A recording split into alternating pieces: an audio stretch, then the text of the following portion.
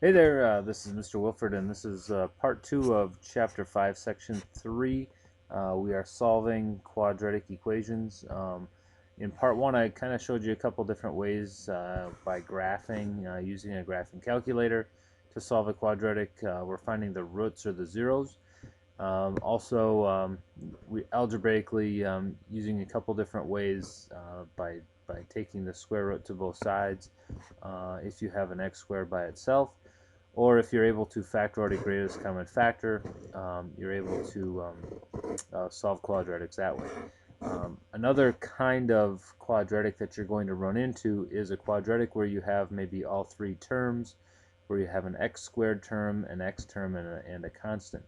And sometimes you're able to actually factor this quadratic by using what I call reverse FOIL. And if you're familiar with using FOIL, this is the reverse FOIL.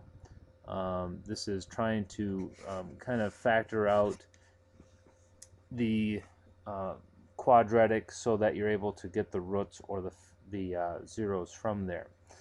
So here I have an example here, x squared minus 8x plus 12. And what we want to be able to do is kind of reverse FOIL. So the first thing I do is set up my parentheses.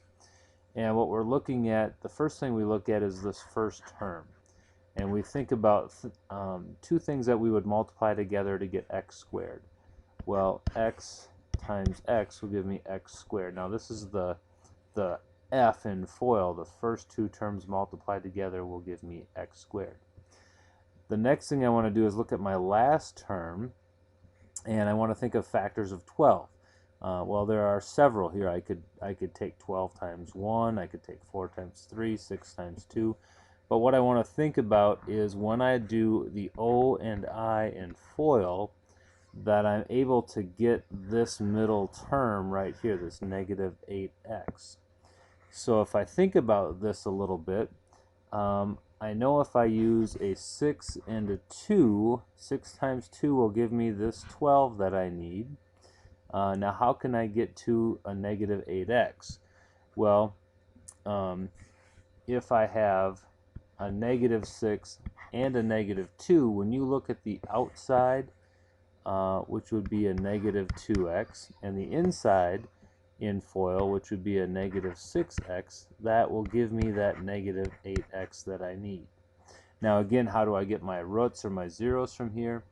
Well, again, we want to take a look at this factor here and take the opposite of that number. So negative 6, the opposite of negative 6 is plus 6. That's going to be one of my roots. And then I look at this factor here, and the opposite of negative 2 is positive 2. So these are my two roots from here. Okay, going back to the notes here real quick. This part here really is just an equation you can take a look at. It has to do with a projectile, and this is a quadratic formula really of a projectile. The last thing I want to just go through here real quick, and that is if I have the zeros of a function, if they give me the zeros or the roots of a function, how can I come up with the quadratic function for this? So we're actually using the roots, and we're going to go in reverse, and we're going to use FOIL again for this. So here I'm given this example, x equals 2 and x equals negative 1. These are the zeros or the roots. From x equals 2, I know that the factor must be x minus 2.